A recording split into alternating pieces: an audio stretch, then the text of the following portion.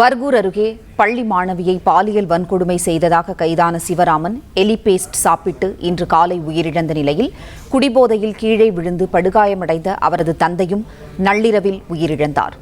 செய்தியாளர் தினேஷ் இணைப்பில் இருக்கிறார். தினேஷ், வணக்கம்.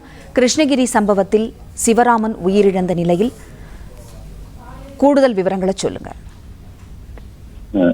அதாவது கிருஷ்ணகிரியில் போலி என்சிசி கேம்ப் நடத்தி பள்ளி மாணவிகளுக்கு பாலியல் தொல்லை கொடுத்த வழக்கில் கைது செய்யப்பட்டிருந்த சிவராமன் எலிபேஸ்ட் சாப்பிட்டு தற்கொலைக்கு முயன்ற நிலையில் மேல் சிகிச்சைக்காக அவர் சேலம் அரசு மருத்துவமனையில் அனுமதிக்கப்பட்டிருந்தார். இந்நிலையில் அவர் இன்று அதிகாலை சிகிச்சை பலனின்றி உயிரிழந்துள்ளார்.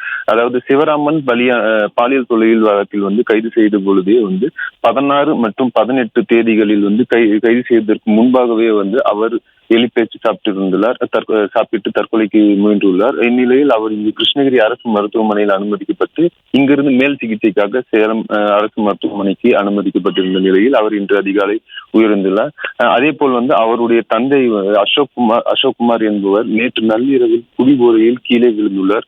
கிருஷ்ணகிரி மாவட்டம் காவேரிப்பட்டினம் அருகே இருக்கக்கூடிய ஒரு தனியார் திருமண மண்டபம் அருகே வாகனத்தில் சென்று கொண்டிருந்த பொழுது கீழே விழுந்து தலையில் காயம் ஏற்பட்டு மருத்துவமனையில் அனுமதிக்கப்பட்டிருந்த நிலையில் அவரும் சிகிச்சை பலனின்றி உயிர்ந்துள்ளார்.